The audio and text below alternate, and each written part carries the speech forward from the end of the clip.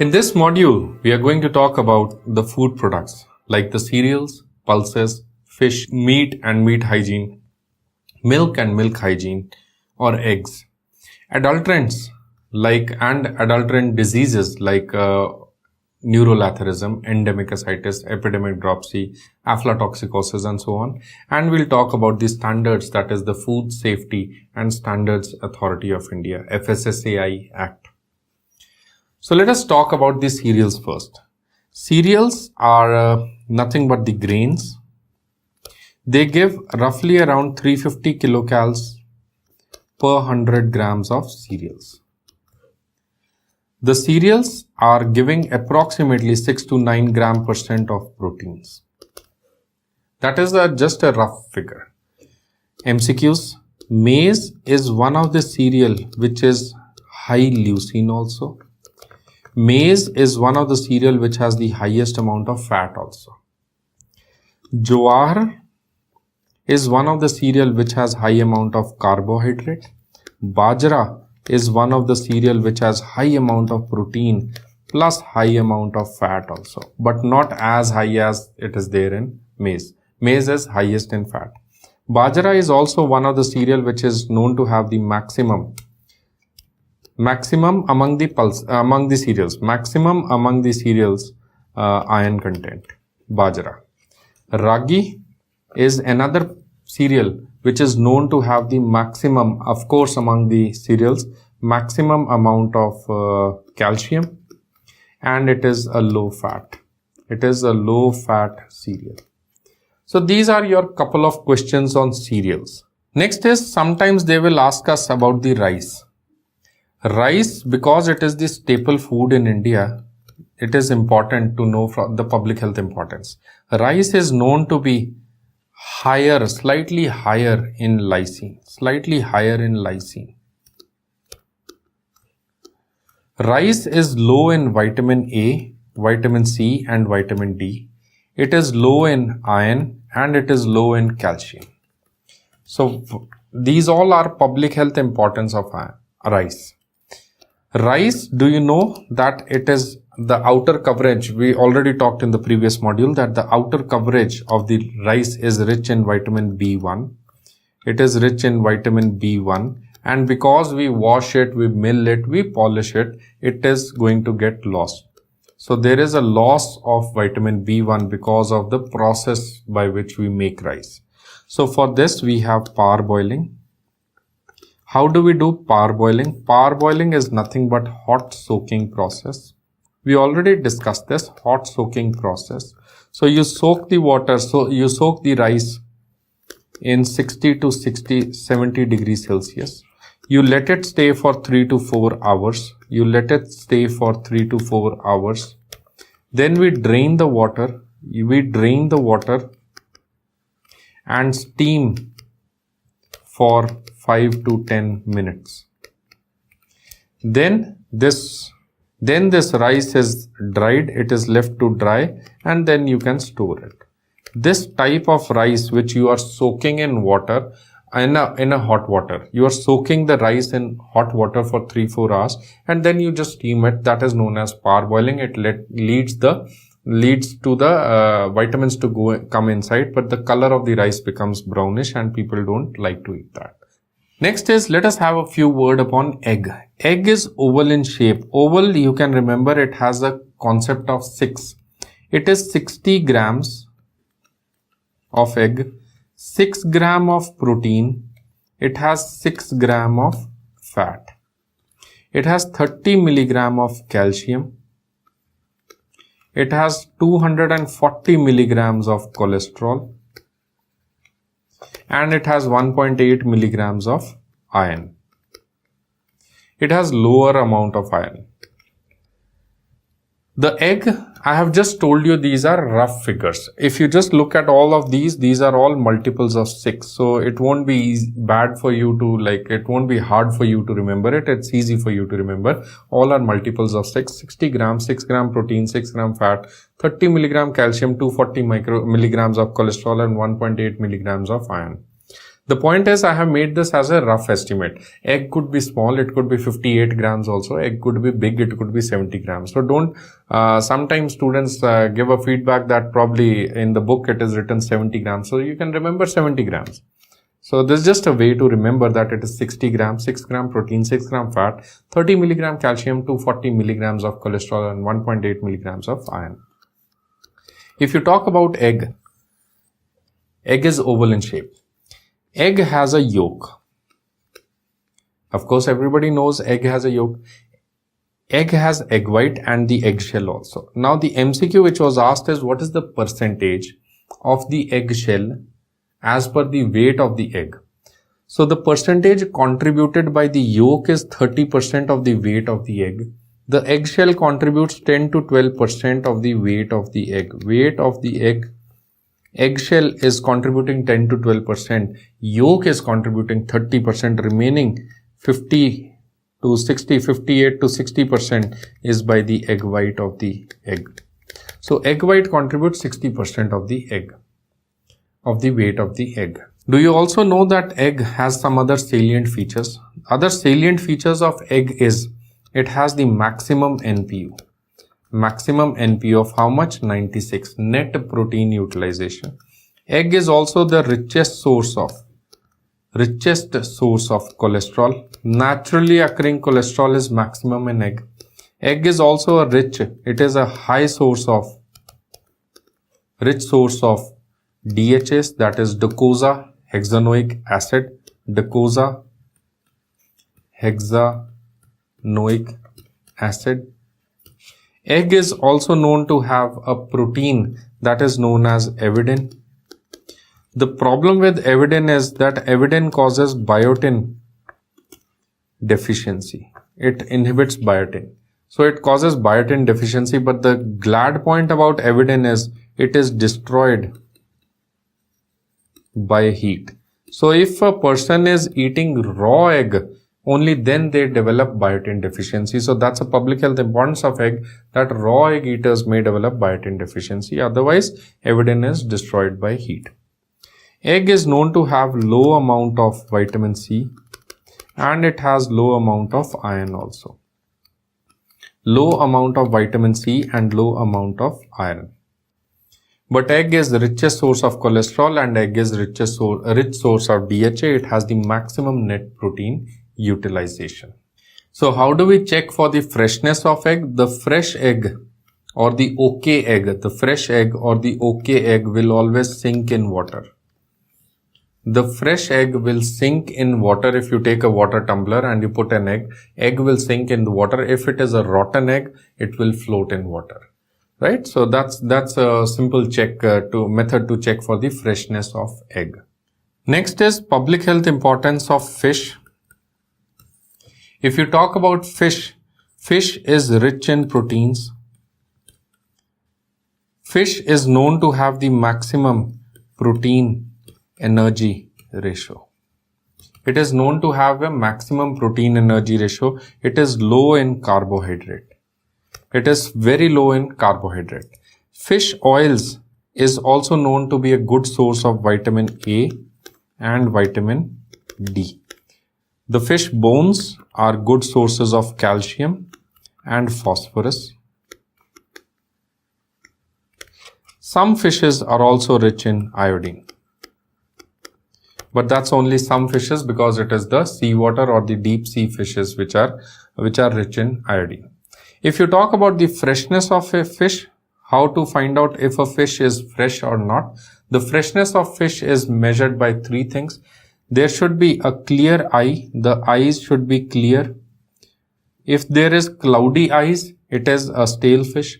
Second is the gills should be bright red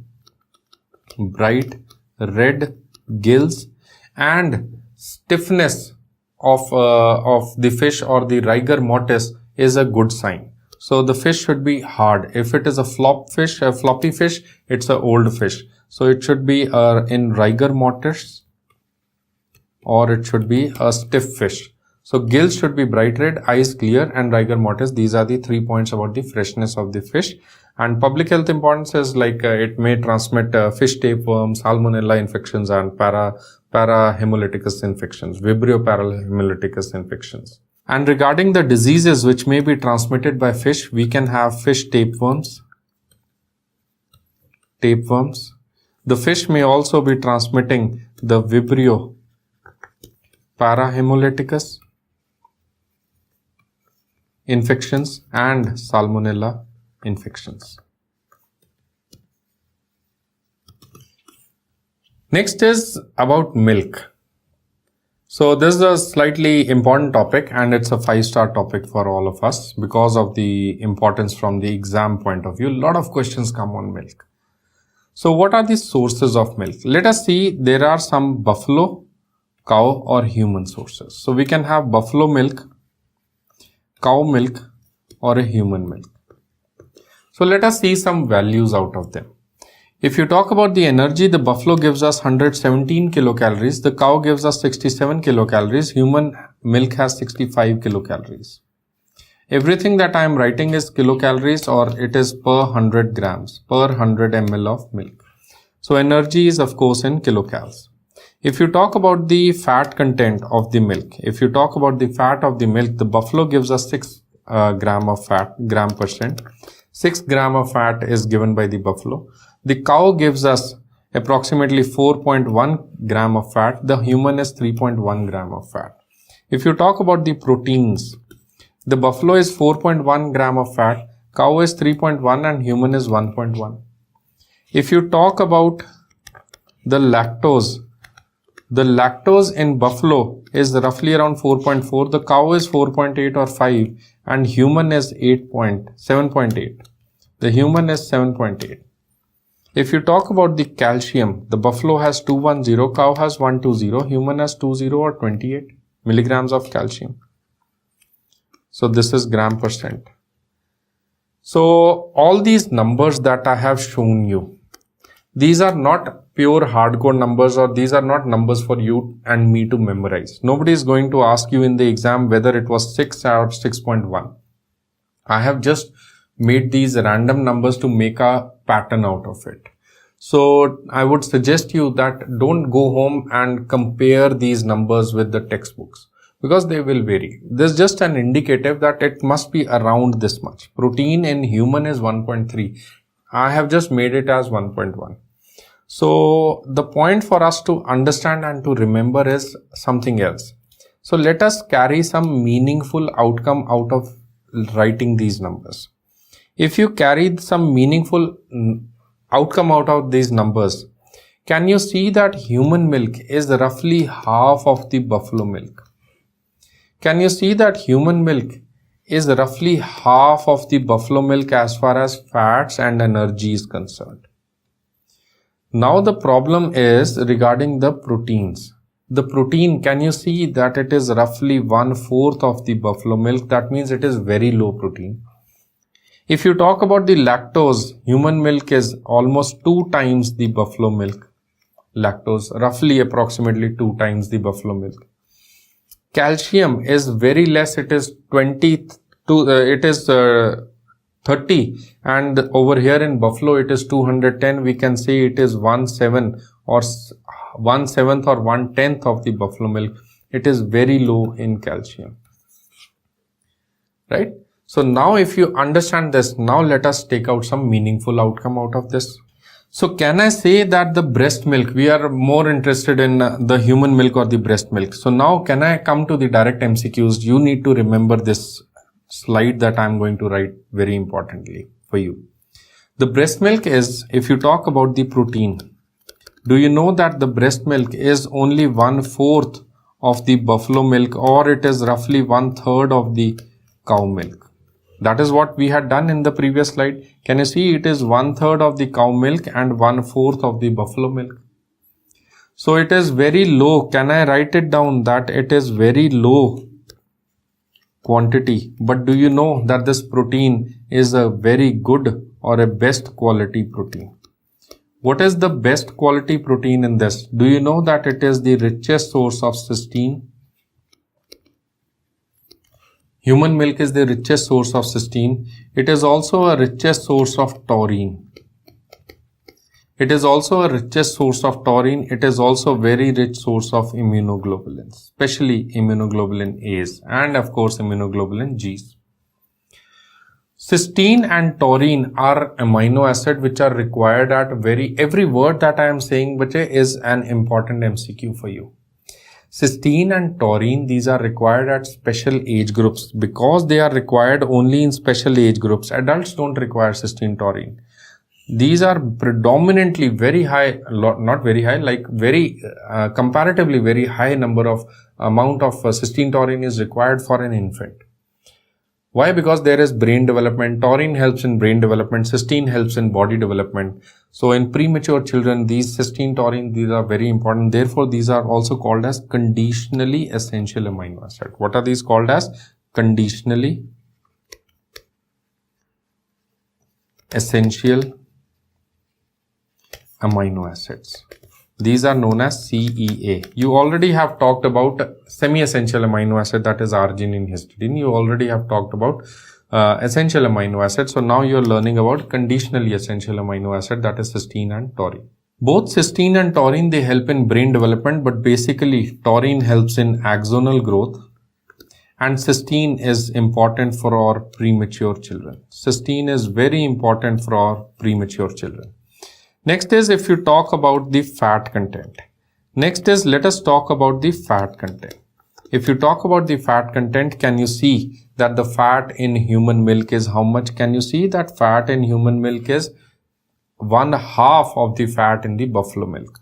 So fat is 1/2 of the buffalo milk. Can we say it is low quantity? Of course, yes. But do you know it is a very good quality? What is good in this? It is rich in PUFAs. That is polyunsaturated fatty acids. It is rich in alpha-linolenics. It is rich in alpha-linolenics. It is rich in linoleic acids. It is rich in both alpha-linolenic and rich in linoleic. Do you also know that it is having the highest amount of arachidonic acid? It is a rich source of long chain fatty acid, that is arachidonic acid. Both these alpha-linolenic, arachidonic acid, these all help in myelination. They help in brain myelination. They help in brain myelin formation. And because they help in brain myelin formation, we call that as they help in the human milk helps in brain growth or brain development. Do you know that if we talk about the breast milk, do you know, let us talk about the breast milk again. If you talk about the breast milk, it is also having a differential carbohydrate. It is known to have the richest source of lactose. No milk is having that much lactose which is there in the human milk. Lactose is required for brain functions. It is the main source of energy for brain. So it is required for neurological brain functions. It is also required, lactose is required for Lactobacillus bifidus, which is an anti-infective bacilli in the body. It is for Lactobacillus bifidus, which is nothing but an anti-infective,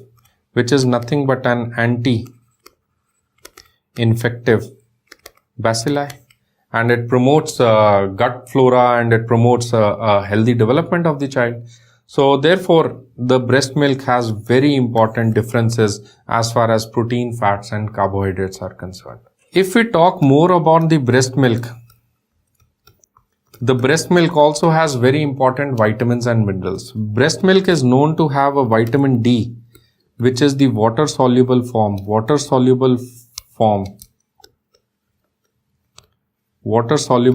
of the vitamin D. Normally ADEK, you must have studied in biochemistry. ADEK, what are these? These are fat soluble vitamins. So vitamin D, water soluble form is found in breast milk. So we cannot say that vitamin D is absent in a breast milk.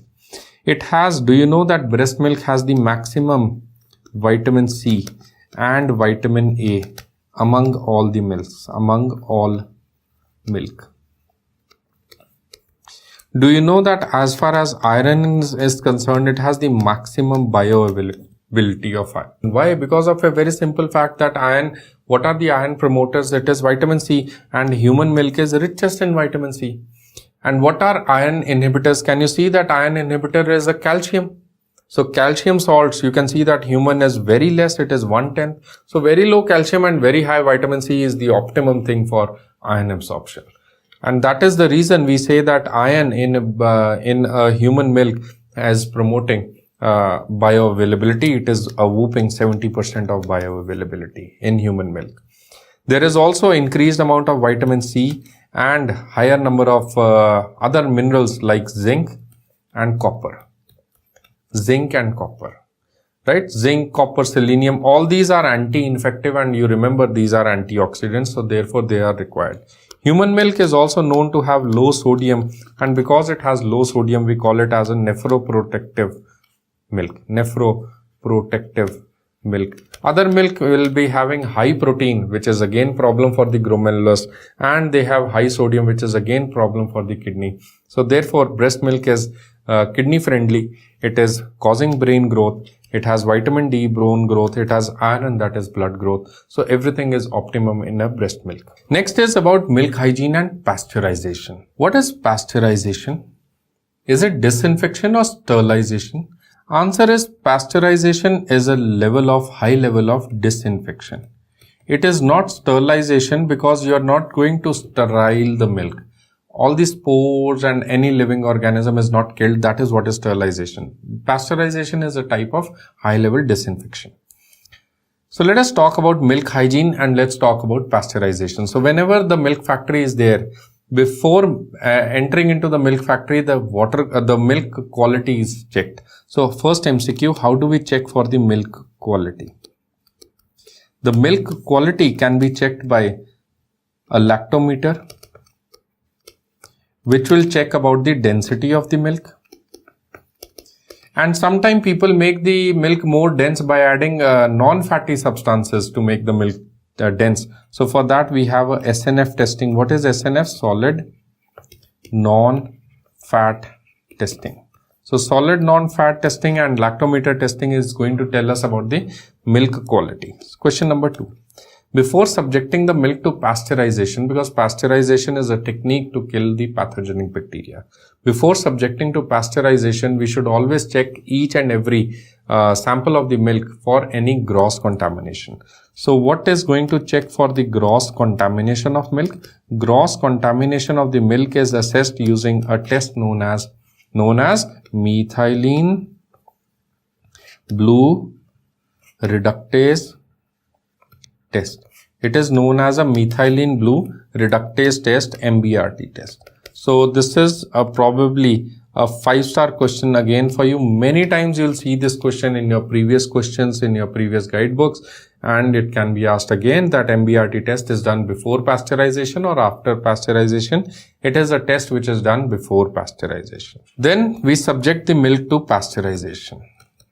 So if you talk about pasteurization, it is of 3 types. We can have a VAT method, also called as Holder method, or we can have a HTST method, that is high temperature and short time, or we can have a UHT method, that is a ultra high temperature method. So VAT method, Holder method is an old technique. Not an old technique, it's used in the rural areas. It is requiring holding. So in this, we take the milk and we raise the temperature of the milk to 66 degrees Celsius. And then you hold over there for 30 minutes. You hold for 30 minutes. And then you let it cool. Because you hold it for 30 minutes, therefore we call it as a Holder method. But in a situation, in a society like India, where the rapid increase in population is there and so much amount of milk is being produced and delivered every day, Holder method won't work. You can't hold the milk for 30 minutes. So high temperature, short time, or ultra high temperature, these both are technically called as flash methods. But some authors would say that only HTST is a flat method. Then ultra high temperature is what? It is also a flash method. So anyways, MCQ could be anything, but technically speaking, both are actually types of flash methods. So high temperature, short time. What do you mean by high temperature? High temperature is more than 72 degrees Celsius. More than 66 is 72 degrees. So it is a higher temperature. And shorter time, only for few minutes. We let it, within few minutes you let it cool. So you take the temperature to a higher level and then you cool it within few minutes only. You don't hold it at 66 for 30 minutes and then you let it cool. You don't do that. So you take 72 degrees and you rapidly cool it. This is a flash method. It's a more faster method. But there is a still ultra flash method or a still flash method. Flash method is where you just let the milk go in a tube. I don't know if you've ever visited a milk factory, but if you've visited a milk factory, there are rooms, and in the rooms there are some pipes which are going around in the room. So in those pipes there is the milk which is going on. So let us say this wall behind me is having a heated wall. So the milk will go from one point to another, and the time duration it will take, we will note it. So we just note it that it increases the temperature in that duration, and then the next wall would be a cooled wall. So in that there will be rapid cooling. This phenomena of heating cooling actually freezes the bacilli in its position, and we say that it kills the bacilli. That is known as the pasteurization method. Ultra high temperature is done in two phases. One, we take it to high temperature, and second is we take it to high pressure. It is under high pressure. MCQ, how much high temperature? 125 degrees Celsius, and we rapidly cool it. This is ultra flash. Rapidly cool it within few seconds. So, and high pressure, you take it under high pressure. So sometimes the MCQs would be like, what is the temperature? You need to remember the temperature in each of them. The temperature is 66 degrees, 72 degree, 125 degree. The time for duration is holder method. It's only in the holder. Otherwise, you don't hold it. You rapidly cool it. Rapid cooling is what makes it a flash method. So rapid cooling within few minutes is a high temperature. Short time within few seconds is a ultra high temperature. Of course, this is no brainer that which one is the most modern method. The most modern method or the best method is ultra high temperature, because it takes the shortest possible time. High temperature is used in some of the urban areas, whereas in rural areas, small community supplies, small supply areas, we may use a VAT method or a holder method. Once we have pasteurized the milk, don't you think we should check for pasteurization? Check for pasteurization. The check for pasteurization is done using three methods. We can have phosphatase test. We can use a phosphatase test. We can use a standard plate count or a colony count. Standard plate count, or we can have a colony count, or we can have a coliform test. Coliform test. Phosphatase is an enzyme which is destroyed by heating. So therefore, phosphatase should be absent in a pasteurized milk. Standard plate count or colony count, it should have less than 30,000 bacterial colonies per ml of milk. Coliform is an anaerobic bacteria which indicates fecal contamination. It should be 0 in the milk.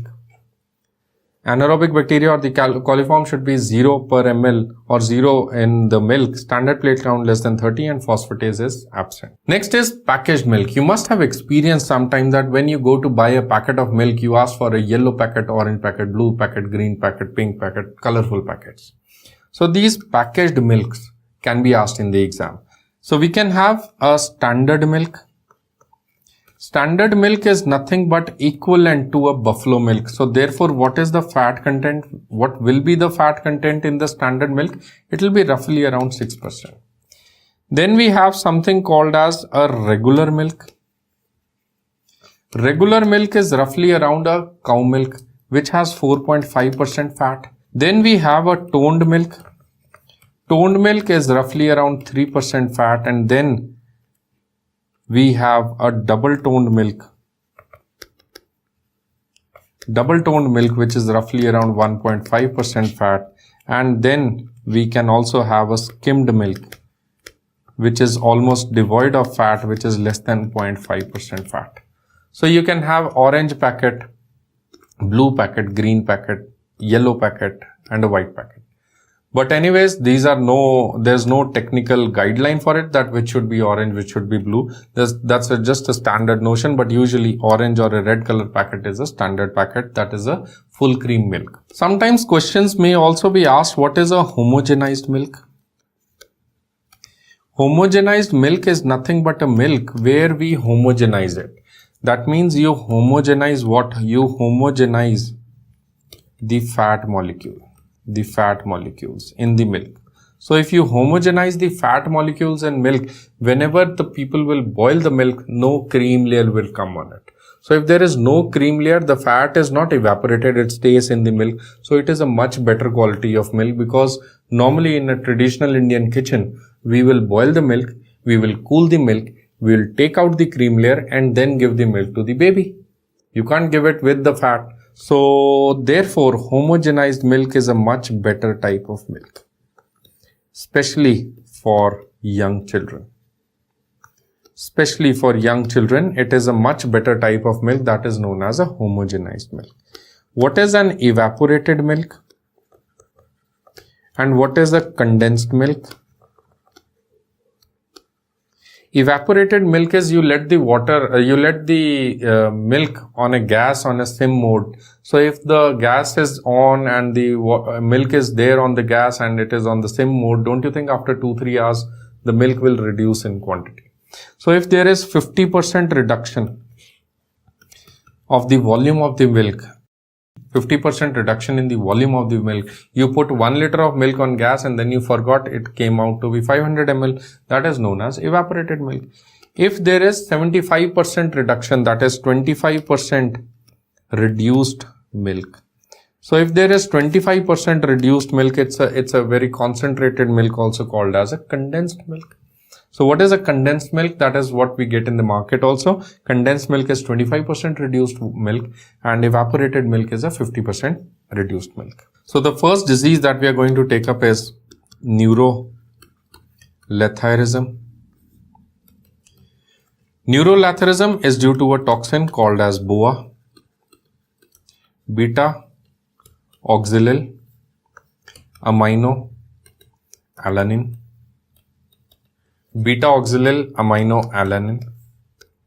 The food product it affects is a Lathyrus sativus, that is a kesari dal.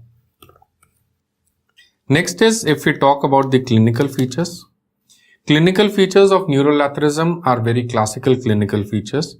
Neuroletharism is basically a neurological disease which affects the joints. Which joints are affected? It is the knee joint which is affected more than the hip joint. Neurological disease, it's a neurological disease which affects the joints. That is the reason we call it as a neuroletharism. We don't call it as a arthropathy or a arthroletharism. There are 5 stages, stage 1, stage 2, 3, 4 and 5 of this neuroletharism. So we can have a latent stage, no stick stage, 1-stick stage, 2 and crawler stage. Latent stage is where the patient is asymptomatic. And this is the most important stage. It is the most important stage from preventive aspect, from the public health point of view. At this stage, no damage has been taken place.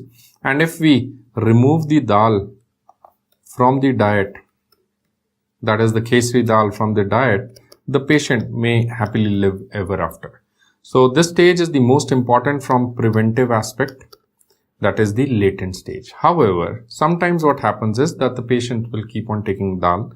So there is a no stick stage, which is the patient will have a jerky steps and there is gait abnormality, there is limping gait.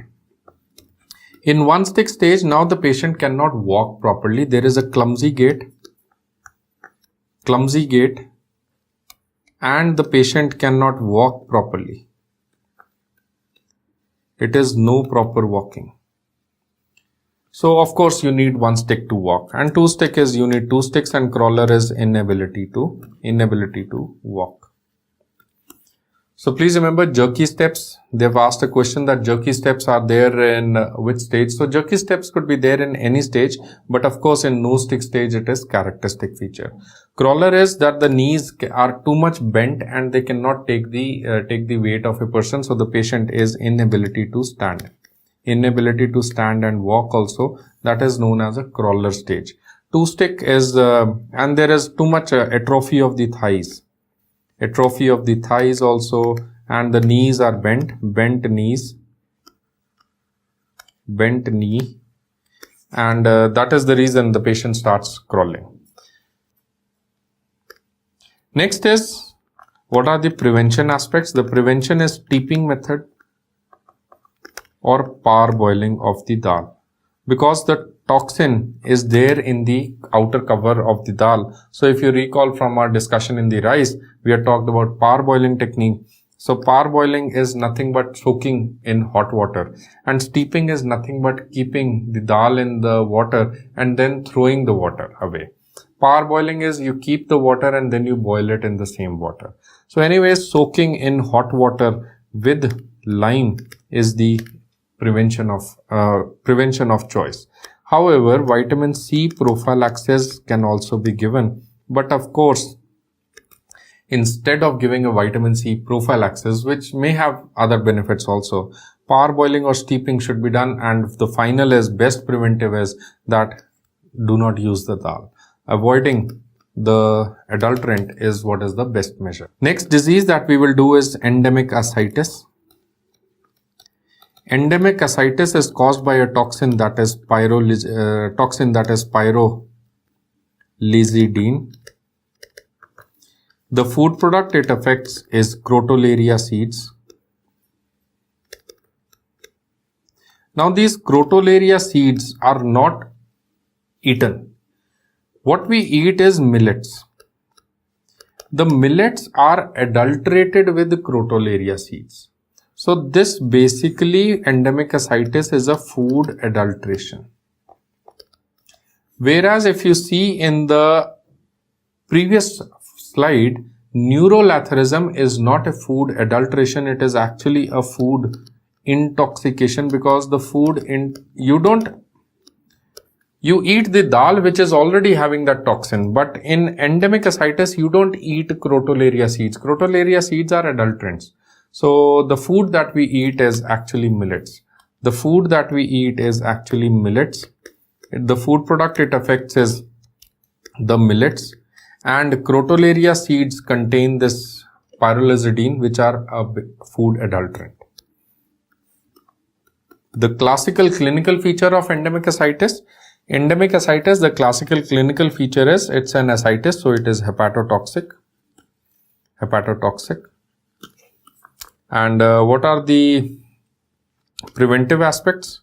The prevention of endemic ascites is what we can do is we can do sieving, because the crotalaria seed is different from the millets, and therefore sieving or filtration may be done for prevention of endemic ascites. Third disease is epidemic dropsy.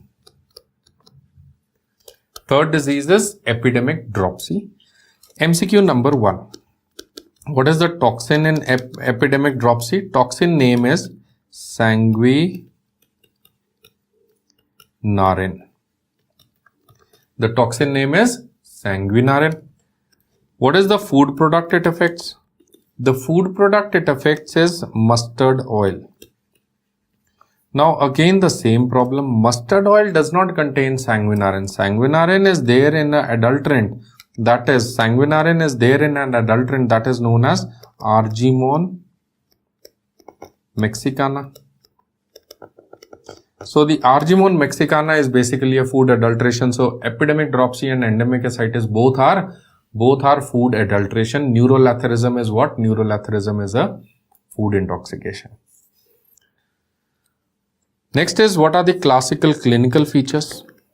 Classical clinical features of epidemic dropsy are, it may lead to glaucoma, It may lead to a congestive cardiac failure, pleural effusions, pedal edema. It may lead to diarrhea. So these are your classical clinical features. Next is, how do we prevent epidemic dropsy? The prevention of epidemic dropsy is not possible because if once the argemone is there in the mustard oil, you can't separate them because people will purchase the mustard oil, and once they purchase the mustard oil, they'll not be able to separate it. So how do we do it? The only and the best way for prevention is de-weeding, because argemone mexicana is a weed, and in the field only we need to de-weed it. Next is, in case de-weeding is not there, before selling the mustard oil, we should check whether there is sanguinarine or argemone adulteration or not. That thing is checked by using a test that is known as nitric acid chromatography test. Nitric acid chromatography test. Nitric acid chromatography test is done for checking for sanguinarine adulteration in mustard oil. The next we are going to take up is aflatoxicosis. Aflatoxicosis is of course a fungal disease. It is due to fungals. It is due to the toxin, that is aflatoxin. And the aflatoxin is from a fungus, that is Aspergillus flavus. Aspergillus flavus secretes or gives out the aflatoxin. The food product it affects is anything which is stored, all the stored things, stored grains, stored nuts, stored food, stored rice, anything which is stored in godowns, big godowns, that may be aflatoxin infested or contaminated. Most common food product which is by aflatoxin affected is groundnut. Why? Because groundnut has an ambient property of good moisture content and good nutrients, and that is the reason that aflatoxin is maximum found in groundnuts. The clinical features, aflatoxin is basically a hepatotoxic, and that is the reason we say that aflatoxicosis may lead to hepatotoxicity. It may lead to cirrhosis. Next is, what are the prevention aspects? Prevention is nothing but you should store the godown area very nicely. You keep your godown area very nicely. How will you improve this storage facility? You will increase ventilation or decrease ventilation? Of course, increase ventilation. You will decrease moisture or increase? Of course, decrease moisture. Decrease the moisture content and increase the ventilation, and this is what is going to help us in aflatoxicosis prevention. Next is ergotism. Ergotism, the toxin which is affecting is ergot alkaloid. The food product it affects. See, aflatoxicosis is a stored area. So aflatoxicosis, we also call it as a storage fungus. It is also called as a storage fungus. On the other hand, ergot is a fungus which is there in the field area. It is also known as a plant fungus or a field fungus. So aflatoxin is in the storage area, ergot is in the field area. The food product it affects usually is jowar plants. It could affect rye, sorghum. So these plants may be affected. What are the clinical features? The clinical features of ergotism is usually potent. It's a potent GI toxic. And the prevention strategies are exactly opposite of the aflatoxicosis. Aflatoxin, you increase ventilation, decrease moisture. Here you float in 20% salt solution. You float the plant in 20% salt solution. That is what is the management or prevention for ergotism. The next topic we will take up is food quality and standards.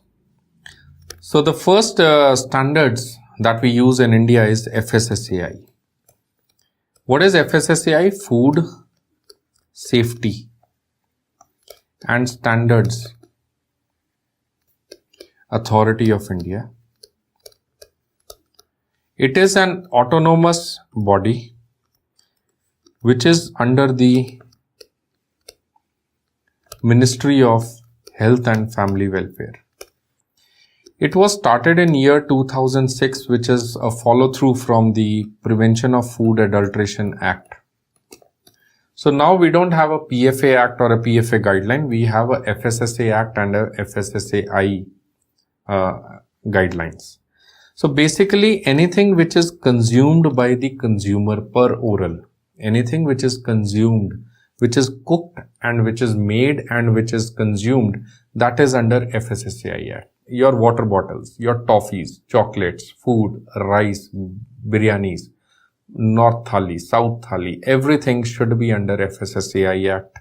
That is Food Safety and Standards Act. Anything which is consumed for nutritional purposes should be FSSAI Act accredited. Second is, there is another thing that is egg mark. These are not mandatory. FSSAI is a law. Egg mark is not a law, but egg mark tells you it's an agricultural mark. It is for raw things. It is for seeds. It is for plants. So egg mark is a standardization that the quality of the raw things is very nice. So for example, the apple box will be having a egg mark standard. It won't have a FSSAI standard. The seeds that we purchase, the wheat grain that we purchase, these are all agricultural mark standards. So agricultural mark, these are like not mandatory things, but they tell you about the quality of raw food products. Third is, what is a codex? Codex Alimentarius. Codex Alimentarius is an international standard. It is an international standards for quality of food products. For quality of nutritional food products is known as codex. For example, we have many multinational companies or restaurants like Subways, KFCs or McDonald's, which are functioning in India, which are also functioning in US, they are also functioning in Germany, they are also functioning in Africa, they are also functioning in Japan. So the KFC people might have to spend a lot of time and money in understanding Korean laws, the Japanese laws, the Indian laws, the African laws or the US laws. So what they do is they adhere to the codex. Codex is international standards for quality of food products. So if a person is Codex Alimentarius certified, they may have a chance to open their restaurants in different regions across the world. So FSSAI is for India, Codex is for the world, and agricultural mark or egg mark is for the Indian agricultural mark or for the raw food products. Next is a few points about nutritional surveillance and assessment. The nutritional assessment in children can be assessed using three categories. We can use a weight for age, we can use a weight for height, and we can use a height for age. We have already discussed this under the chapter on child health, under the heading on chapter on maternal and child health.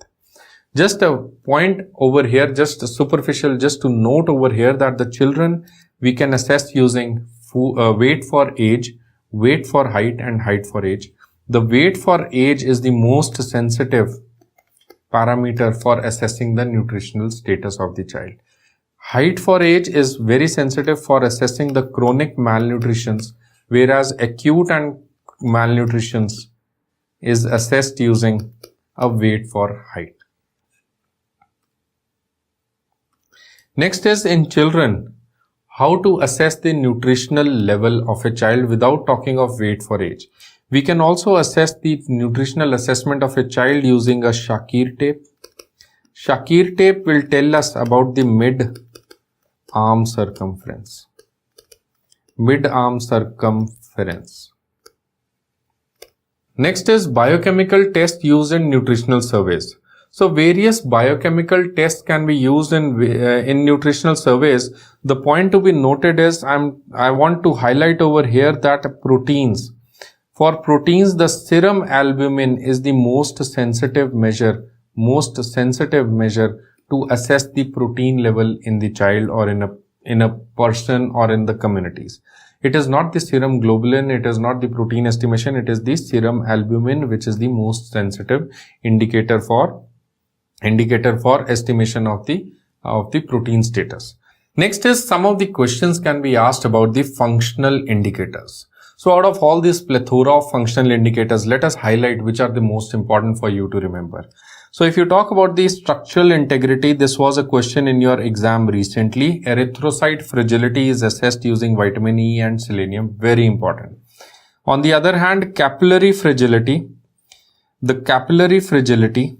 is for vitamin C. Very, very important. So whatever I'm highlighting, that is all that you need to remember. Please remember, for RBC erythrocyte fragility, it is vitamin E. For capillary, it is vitamin C. And for prothrombin time, for coagulation, we check for the vitamin K levels.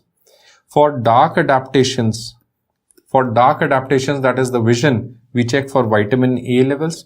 For sperm counts, infertility, it is the zinc levels and vitamin E levels which are pretty important, right? For nerve conductions, we check vitamin B12 levels, and that's all that is required for your MCQ exams. For your exams, erythrocyte fragility, capillary fragility, prothrombin time, sperm count, nerve adaptations, nerve conductions and dark adaptations is what you require. So with that, we have covered all the food products which may be asked in your MCQ exams, and the nutritional adulterations or the food adulterations and intoxications, and we also saw the food standards and ways to assess the nutritional assessment in the community. So with that, we finish off this topic. Thank you so much. Hi guys, please subscribe my channels.